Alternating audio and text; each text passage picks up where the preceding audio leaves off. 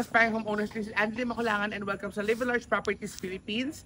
So, andito tayo ngayon sa Alaminos, Laguna, na kung saan mapapakita ko sa inyong house and lot. Itong 2-story na house and lot na ito, single attached, na along National Highway lang ang access niya, malapit sa San Pablo City, then sa Alaminos, and also sa Santo Tomas and sa Lipa area. Okay? So, ipapakita ko sa inyo itong unit na ito, complete turnover na siya. Ito ay model house. Ito yung ARA unit, okay? So samahan niyo ako mga aspiring homeowners na pasukin itong house na ito. So mga aspiring homeowners, ito yung ARA unit dito sa Centrina, Alaminos. 3 bedrooms po ito mga aspiring homeowners. Yan siya. So ito yung model house natin. Single attached siya mga aspiring homeowners. So ibig sabihin po nito is naka-firewall po ang isa nating side. Yan. Then may setbacks tayo sa harap, sa isang side at saka sa likod. So ito po yung model house niya. As you can see, napakaganda po na itsura niya. Yan, pasukin po natin. So ito si ARA. Ang usable floor area na is 95 square meters, mga aspiring homeowners. Minimum lot area is 89. Ito po actual na ito is nasa 91 ngayon.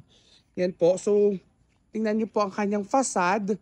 So more on earth colors po siya na modern contemporary ang theme. Then, meron po tayong isang carport dito. Yan po. So, kasya po dito ang SUV, mga aspiring homeowners. Yan ho siya. Then, ito yung sa side. Yan ho. So, mga aspiring homeowners, pakita ko na din sa inyo yung setback sa likod. So, usually po ang perimeter nito ay yan. So, meron tayong lanay. And, yan po. Ito po yung sa likod niya. So, mamaya mga aspiring homeowners, makikita nyo po yung interior or yung loob po. So, yan po. Mayroon na tayo saksakan dito sa labas. So, ito mga aspiring homeowners. So, model house po ito ha. So, welcome po sa loob. Yan siya, mga aspiring homeowners. Complete turnover po ito once po na in-avail natin. So, ito po yung living area. Then, as you can see po, meron tayo ditong isa pang area. Actually, mga aspiring homeowners, nasa sa inyo po kung anong gagawin nyo dito. Pwede siyang study area. Then, ito po yung part ng dining and kitchen area natin. So mga aspiring homeowners, as you can see, napakaganda po ng interior nito, ng loob ng house. Spacious po siya, 95 square meters po ang ating floor area, mga aspiring homeowners. So wala pa nga lang pong ilaw. Yan po.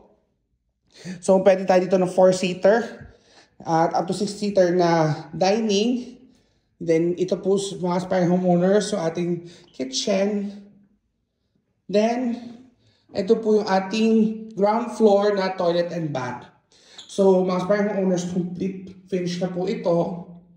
So, kung interested kayo, papakita po namin sa inyo yung deliverables. So, napakaganda po nung itsura niya. So mga aspiring homeowners, ito po yung ating stairs. So naka-tubular po siya. Then concrete po yung ating stairs. Wood design lang po siya. Yan po. So tataas na po tayo. Yan. So subscribe po kayo sa aking channel, Andy D. Makulangan. Pati po sa aking page na Live Large Properties Philippines. And contact rin po kayo sa aking number. So ito na po, papunta po tayo sa second floor.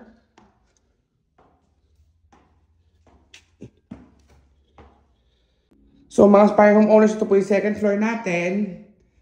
Yan. So naka-vinyl tiles po tayo. So pagtaas po natin, bubungad po sa atin ang common toilet and bath dito sa second floor.